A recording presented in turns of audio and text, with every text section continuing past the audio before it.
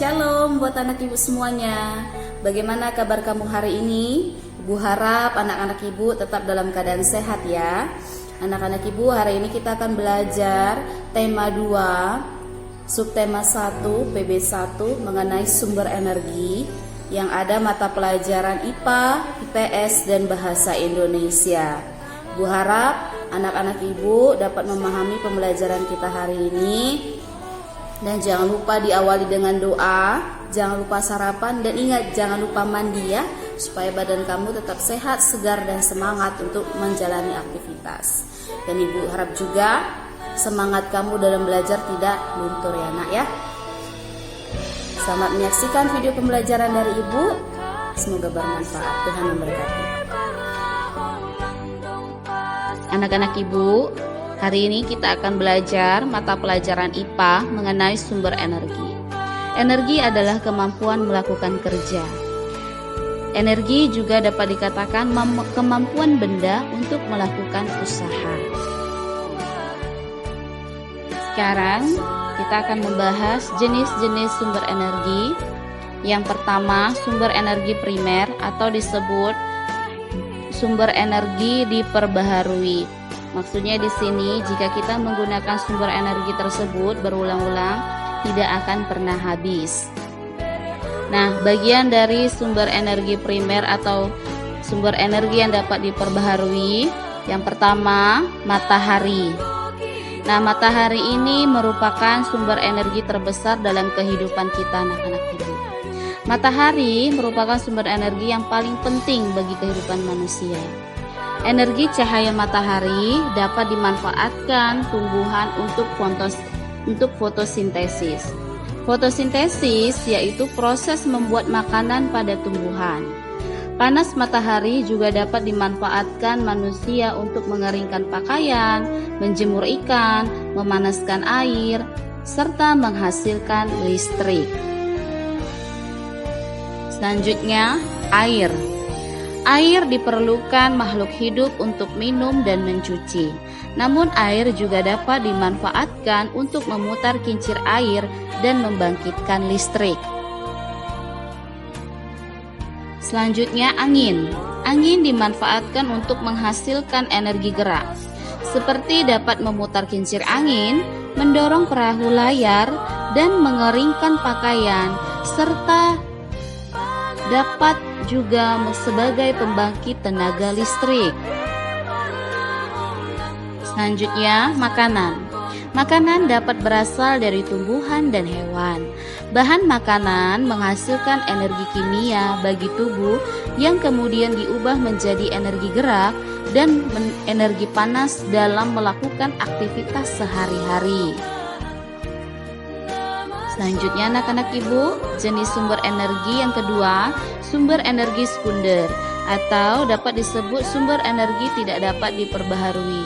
Maksudnya di sini, jika kita menggunakan sumber energi itu terus-menerus akan habis, tidak akan ada lagi sumber energi yang kita inginkan. Nah, bagiannya itu seperti bahan bakar fosil. Bahan bakar fosil ini dihasilkan oleh sisa-sisa makhluk hidup yang terkubur dalam bumi selama berjuta-juta tahun lamanya, seperti minyak bumi, batu bara, dan gas alam. Minyak bumi diolah menjadi berbagai bahan bakar, misalnya minyak tanah, bensin, dan solar.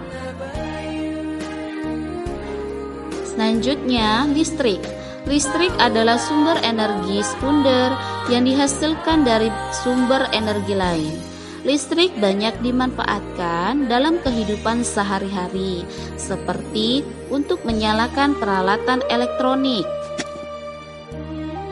Nah, anak-anak ibu, selanjutnya ibu akan menjelaskan manfaat energi dalam kehidupan sehari-hari. Namun tadi sebelumnya sebenarnya sudah ibu jelaskan manfaat sumber energi setiap sumbernya, seperti matahari apa manfaatnya, air apa manfaatnya. Namun di sini ibu akan membuat manfaatnya secara umum, yaitu untuk hiburan.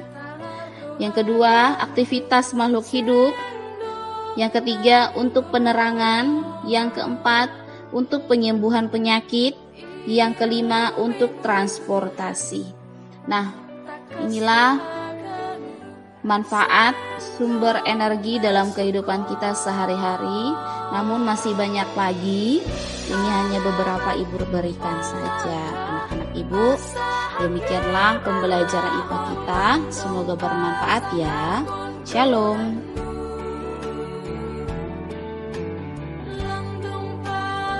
Nah, anak-anak ibu, sekarang kita akan belajar mata pelajaran IPS mengenai sumber daya alam.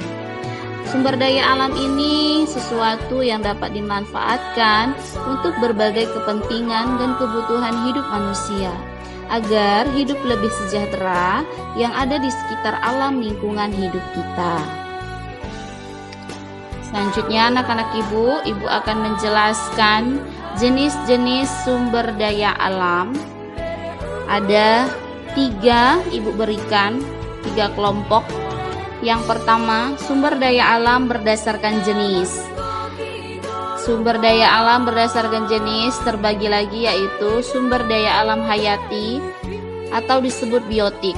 Maksudnya di sini sumber daya alam yang berasal dari makhluk hidup. Contohnya tumbuhan, hewan, mikroorganisme, dan lain-lain. Selanjutnya, sumber daya alam non-hayati atau disebut abiotik. Maksudnya sumber daya alam yang berasal dari benda mati. Contohnya bahan tambang, air, udara, batuan, dan lain-lain. Jenis sumber daya alam yang kedua, sumber daya alam berdasarkan sifat pembaharuan. Terbagi 2, yaitu sumber daya alam yang dapat diperbaharui. Di sini maksudnya sumber daya alam yang dapat digunakan berulang-ulang kali dan dapat dilestarikan. Contohnya air, tumbuh-tumbuhan, hewan, hasil hutan, dan lain-lain. Selanjutnya, sumber daya alam yang tidak dapat diperbaharui. Maksudnya, sumber daya alam yang tidak dapat didaur ulang atau bersifat hanya dapat digunakan sekali saja atau tidak dapat dilestarikan serta dapat punah. Contohnya minyak bumi, batu bara, timah, gas alam, dan lain-lain. Selanjutnya anak-anak ibu, sumber daya alam yang tidak terbatas jumlahnya. Contohnya sinar matahari, air, arus air laut, udara, dan lain-lain. Sekarang jenis sumber daya alam yang ketiga, bagian yang ketiga, yaitu sumber daya alam berdasarkan kegunaan atau penggunaannya. Terbagi lagi. Pertama, sumber daya alam penghasil bahan baku. Maksudnya sumber daya alam yang dapat digunakan untuk menghasilkan benda atau barang lain sehingga nilai gunanya akan menjadi lebih tinggi. Contohnya hasil hutan, barang tambang, hasil pertanian, dan lain-lain.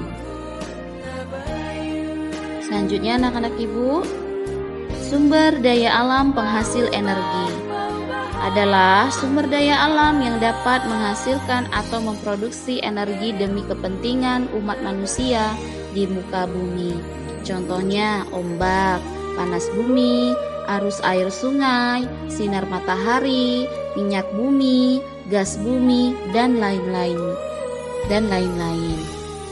Nah, anak-anak ibu, demikian pembelajaran kita. Sekarang ibu akan menjelaskan manfaat sumber daya alam.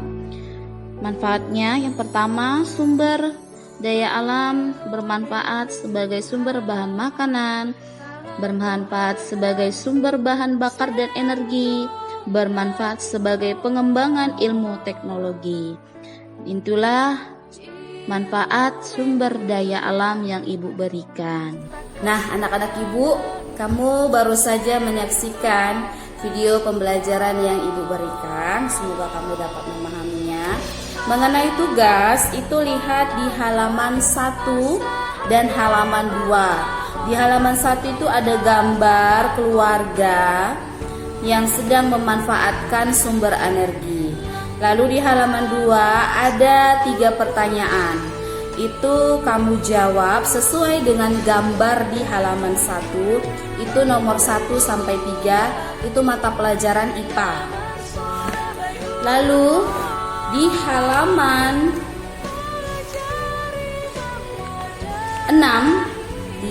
6 itu ada ayo berdiskusi. Amati gambar berikut dan sampaikan hasil pengamatanmu kepada teman di sebelahmu. Nah, berhubung kita belajar dari rumah, tidak perlu tanya dengan temanmu ya nak ya. Boleh kamu minta bantuan oleh orang tuamu, kakakmu atau siapapun. Nah, di situ ada 2 pertanyaan. Berdasarkan gambar, kamu jawab berdasarkan gambar. Apa yang terjadi apabila permintaan terhadap jagung tinggi? Nah, itu kamu jawab berdasarkan gambar ya nak. Itu mata pelajaran IPS ya. Lalu di halaman 7 itu ayo membaca. Itu mengenai menyimak paragraf ya. Namun di sini yang diminta kamu tidak ditanya gagasan pokok dan gagasan pendukungnya. Di sini ada pertanyaan yang sudah disediakan berdasarkan wacana juga cerita. Ada 4 pertanyaan. Untuk bahasa Indonesia itu di halaman 7 dan halaman 8. Kamu jawab pertanyaannya nomor 1 sampai 4. Lalu anak-anak ibu mengenai IPA tadi, ibu ulangi. Itu kan ada gambar. Gambarnya tidak perlu kamu buat kalau IPA ya. Lalu IPS ada juga gambar sedang membakar jagung. Tidak perlu kamu gambar ya nak. Lalu di bahasa Indonesia ada wacana. Nah, itu wajib kamu tulis ya. Ingat, wacana wajib kamu tulis. Kalau tidak kamu tulis wacananya, mohon maaf ibu tidak akan menilainya ya. Nah, demikianlah pembelajaran kita dan tugas-tugas kita. Sampai di sini pembelajaran kita. Tetap sehat, tetap semangat. Jangan lupa diakhiri dengan doa. Tuhan Yesus memberkati. Shalom.